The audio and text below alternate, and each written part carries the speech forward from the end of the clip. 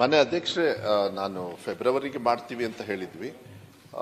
ಇನ್ನು ಒಂದು ತಿಂಗಳೊಳಗೆ ಇದನ್ನ ಫೈನಲೈಸ್ ಮಾಡ್ತಕ್ಕಂಥದ್ದು. 2013 ಆದಮೇಲೆ ಒಂದು CNR ಚೇಂಜ್ ಮಾಡಿದಾಗ ಎಕ್ಸಾಮಿನೇಷನ್ ಮಾಡಿ ಸಿಂಗಲ್ ಜಸ್ಟ್ ಸೀನಿಯಾರಿಟಿ ಮೇಲೆ ಮಾಡಬೇಕು ಅಂತ ಹೇಳಿ ಇಡೀ ರಾಜ್ಯದ ಇರೋದ್ರಿಂದ ಸುಮಾರಷ್ಟು ಜನರದ್ದು ತಗೊಂಡು ಮಾಡೋದ್ರಿಂದ ಸ್ವಲ್ಪ ಜಾಸ್ತಿ ತಗೊಂಡಿದೆ. ಅದು ಮಾಡ್ಬೇಕಾದ್ರೆ ಒಂದ್ಸತಿ ಸರಿ ಮಾಡಿಬಿಡ್ಬೇಕು, ಇಲ್ಲಾಂದ್ರೆ ಏನಾಗ್ತದೆ ಮತ್ತೆ ಇದೇ ತೊಂದರೆ ಆಗುತ್ತೆ. 2013ರಿಂದ ಇವತ್ತವರೆಗೂ.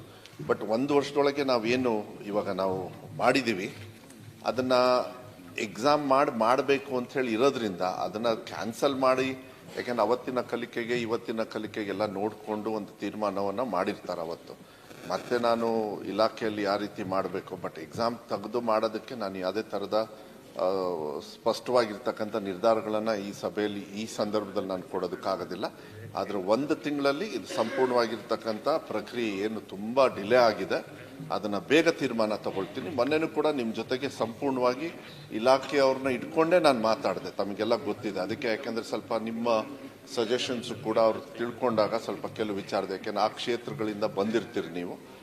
ಒಂದು ತಿಂಗಳೊಳಗೆ ಫೆಬ್ರವರಿ ಒಳಗೆ ಮಾಡಬೇಕಾಯ್ತು, ಒಂದು ತಿಂಗಳೊಳಗೆ ಫೈನಲ್ ಮಾಡ್ತಕ್ಕಂಥ ಒಂದು ವಿಶ್ವಾಸವನ್ನು ಕೊಡಲಿಕ್ಕೆ ಇಷ್ಟ. ಮಾನ್ಯ ಅಧ್ಯಕ್ಷರೇ,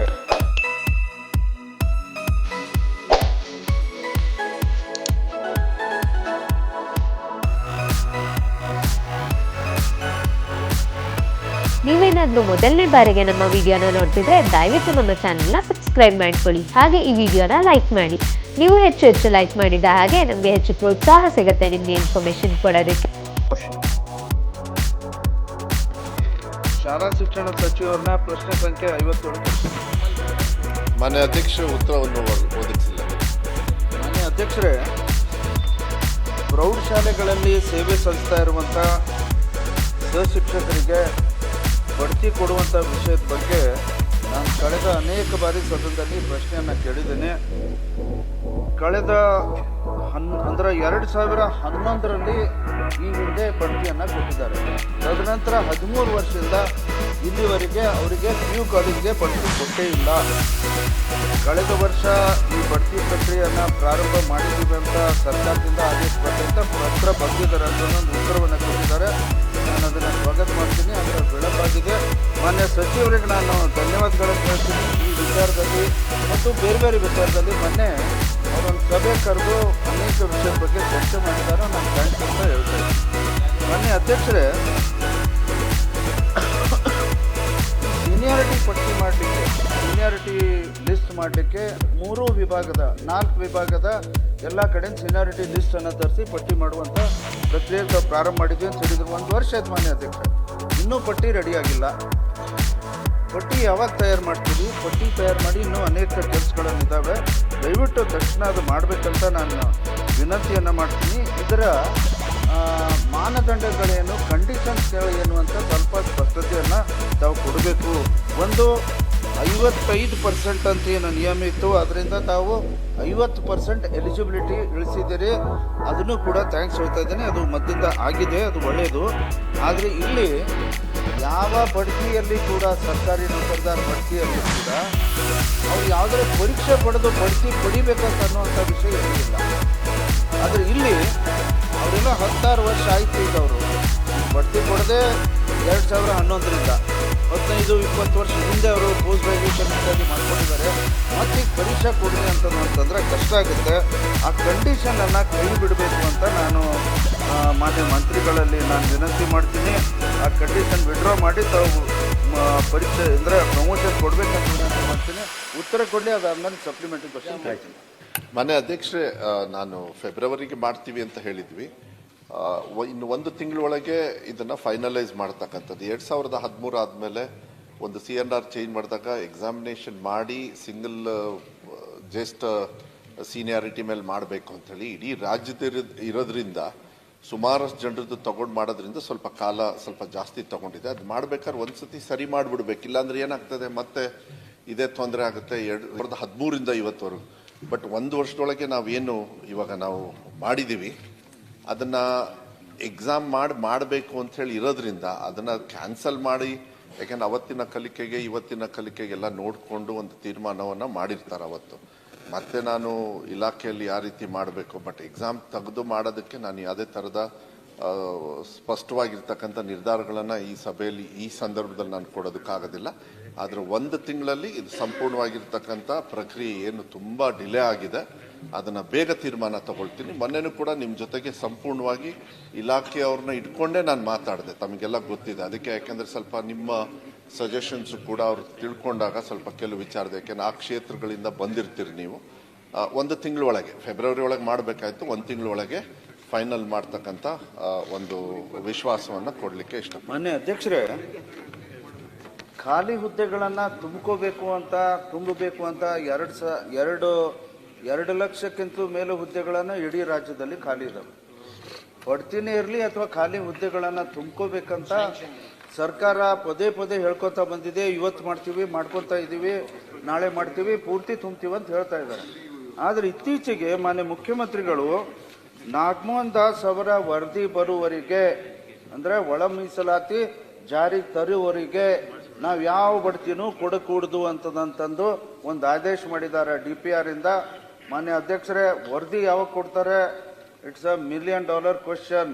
ಈ ಒಳ ಮೀಸಲಾತಿ ತರುವಂಥ ವಿಷಯದ ಬಗ್ಗೆ ನಾವು ಸ್ವಾಗತ ಮಾಡ್ತೀವಿ, ಎಲ್ಲರೂ ಸ್ವಾಗತ ಮಾಡ್ತಾರೆ, ಅದರೊಳಗೇನು 2 ಮಾತಿಲ್ಲ. 20 ವರ್ಷದಿಂದ ಸದನದಲ್ಲಿ ಎಲ್ಲ ಕಡೆ ಬರೀ ನಾವು ಪ್ರಶ್ನೆ ಮಾಡ್ತಿದ್ದೀವಿ. ಸರ್ 1 ತಿಂಗಳಲ್ಲ 2 ತಿಂಗಳಲ್ಲಿ ಮಾಡ್ರಿ ಅಂತ ಅವರಿಗೆ ಟರ್ಮ್ಸ್ ಆಫ್ ರೆಫರೆನ್ಸ್ ಹಾಕಿ ಕೊಟ್ಟಿದ್ದಾರೆ. ಈಗ ಅದು ಕೊಟ್ಟೆ 4 ತಿಂಗಳಾಯ್ತು, ಇನ್ನೂ ಏನೂ ಬಂದಿಲ್ಲ. ಯಾಕಂದ್ರೆ ನನಗೆ ಗೊತ್ತಿದ್ದಂತೆ ಅಂಕಿ ಸಂಖ್ಯೆ ಏನೂ ಇಲ್ಲ. 101 ಜಾತಿಯ ಒಳಜಾತಿಯ ಅಂಕಿ ಸಂಖ್ಯೆಗಳು ಎಲ್ಲಿದ್ದಾವೆ, ಯಾರು ಅದ್ರ ಬಗ್ಗೆ ಸರ್ವೆ ಮಾಡಿ ಅಂಕಿ ಸಂಖ್ಯೆಗಳನ್ನ ಪಟ್ಟಿ ಮಾಡಿದ್ದೇವೆ ಅಂತ ಅನ್ನುವಂಥದ್ದು ಒಂದು ಮಾತು ಸ್ಪಷ್ಟವಾಗಿ ಹೇಳಿ ನೋಡೋಣ. ಇಲ್ಲೇ ಇಲ್ಲ ಸಚಿವರು, ಇಲ್ಲೇ ಇಲ್ಲ. ಸರ್ 1 ಮಿನಿಟ್ ಸರ್, ನೀವು 1 ತಿಂಗಳೊಳಗಡೆ ಅವ್ರು ನಾನೆಲ್ಲ ಕ್ಲಿಯರ್ ಮಾಡಿಸ್ತೀನಿ, ಅದಕ್ಕೆ ಸಂಬಂಧಪಟ್ಟ ಹಾಗೆ ಚರ್ಚೆ ಮಾಡ್ತೀನಿ ನಿಮ್ಮ ಹತ್ರ ಸೀನಿಯಾರಿಟಿ ಲಿಸ್ಟ್ ಮಾಡ್ತಾರೆ. ಆದ್ರೆ ಅದನ್ನ ಮುಂದೆ ಹೋಗಿ ನಾವು ಅದನ್ನ ಪ್ರಮೋಷನ್ಸ್ ಕೊಡ್ಬೇಕಂದ್ರು it's as good as appointment of PU college lecturers. ಆಗ ನಾಗಮೋಹನ್ ದಾಸ್ 1 ಮಿನಿಟ್ ಅಣ್ಣ ಒಂದೇ ಸೆಕೆಂಡ್. ಅದು ಒಂದು ಲಾಜಿಕ್ ಇದೆ. 1 ತಿಂಗಳಲ್ಲಿ ಸಚಿವರು ಮಾಡ್ತೀನಿ ಅಂತ ಹೇಳಿದ್ದಾರೆ, ಮಾಡ್ತಾರೆ ಅಂತ ಇಟ್ಕೊಳ್ಳಿ. ಬಟ್ ಆ ಕಡೆ ಇದನ್ನ ನೀವು ಏನು SC ಕ್ಯಾಟಗರೈಸೇಷನ್ ಆಗಿತ್ತಲ್ಲ, ಅದನ್ನ ಮಾಡಬೇಕು ಅಂತೇಳಿ ಈಗಾಗಲೇ ಆಯೋಗ ನೇಮಕ ಆಗಿದೆ. ಅವರ ವರದಿ ಬರೋವರೆಗೆ ಮಾಡಬಾರ್ದು ಅಂತ ಕೂಡ ಆದೇಶ ಇದೆ. ಹೌದು, ಆ ಕಾರಣದಿಂದ ಮಾಡಕ್ಕಾಗಲ್ಲ ಅಂತ. ಅಲ್ಲ, ನನ್ನ ಪ್ರಶ್ನೆ ಏನಿದೆ ಮಾನ್ಯ ಅಧ್ಯಕ್ಷರೇ, ಅಲ್ಲ ರಿಸರ್ವೇಶನ್ ಇದರಲ್ಲಿ ಕೊಡುವುದರಲ್ಲಿ ಒಳ ಮೀಸಲಾತಿಯನ್ನ ಜಾರಿಗೆ ತರಬೇಕು ಅಂತಂದ್ರೆ ನಾಗಮೋಹನ್ ದಾಸ್ ಜಿ ಅವರ ವರದಿಯನ್ನ ಕೊಡಬೇಕು. ಒಳ ಮೀಸಲಾತಿ ಬೇರೆ ಬೇರೆ ಜಾತಿಗೆ ಎಷ್ಟೆಷ್ಟು ಪರ್ಸೆಂಟೇಜ್ ರಿಸರ್ವೇಶನ್ ಕೊಡ್ಬೇಕಂತ ತೀರ್ಮಾನ ಆದ್ಮೇಲೆ ಇದು ಮಾಡ್ತಾರಂತಂದ್ರೆ ಯಾವಾಗ ಪ್ರಮೋಷನ್ ಆಗುತ್ತೆ? ಬಹಳ ಕಷ್ಟದಾಯಕ ವಿಷಯ ಇದೆ. ನನ್ನ ಒಂದು ವಿನಂತಿ ಮಾನ್ಯ ಸಚಿವರಿಗೆ, ವಿಶೇಷ ಪ್ರಕರಣ ಅಂತ ಹೇಳಿ ಈ ಪ್ರಮೋಷನ್ಸ್ ಅನ್ನ ತಾವು ಅದನ್ನ ಬದಿಗಿಟ್ಟು ಮಾಡ್ಬೇಕಂತ ಮಾನ್ಯ ಮುಖ್ಯಮಂತ್ರಿಗಳಿಂದ ಅನುಮತಿ ಪಡೀರಿ. ಇದು 1ನೇ ವಿಷಯ. ಮತ್ತಿದು ಬರೀ ಬಡ್ತಿ ಸಲಕ್ಕೆ ಅಷ್ಟೇ ಅಲ್ಲ ಸರ್, ಒಳ ಮೀಸಲಾತಿ ಜಾರಿಗೆ ತರುವವರೆಗೆ ನೋ ಅಪಾಯಿಂಟ್ಮೆಂಟ್ಸ್ ಅಂತಂದ್ರೆ ಇದು ಬಹಳ ಗಂಭೀರವಾದಂತ ವಿಷಯ. ಸರ್ಕಾರ ಗಮನ ತಗೋಬೇಕು. ಮಾನ್ಯ ನಾವು ಮತ್ತೊಮ್ಮೆ ಹೇಳ್ತೀನಿ, ವಿ ವೆಲ್ಕಮ್ ಇಂಟರ್ನಲ್ ರಿಸರ್ವೇಶನ್. ಯಾರು ತಪ್ಪಾಗಿ ಅರ್ಥ ಮಾಡ್ಕೋಬೇಡ್ರಿ. ಆದರೆ ಅಲ್ಲಿವರೆಗೆ ಅಪಾಯಿಂಟ್ಮೆಂಟ್ ಇಲ್ಲ ಅಂತಂದ್ರೆ ನನಗೆ ಅನುಮಾನ ಬರುತ್ತೆ, ಈ ಸರ್ಕಾರ ಯಾವ ಅಪಾಯಿಂಟ್ಮೆಂಟ್ ಮಾಡ್ಲಿಕ್ಕಿಲ್ಲ ಅಂತ ಅನ್ನುವಂತ ಒಂದು ಭಯ ನಮ್ಮಲ್ಲಿ ಉಂಟಾಗಿದೆ.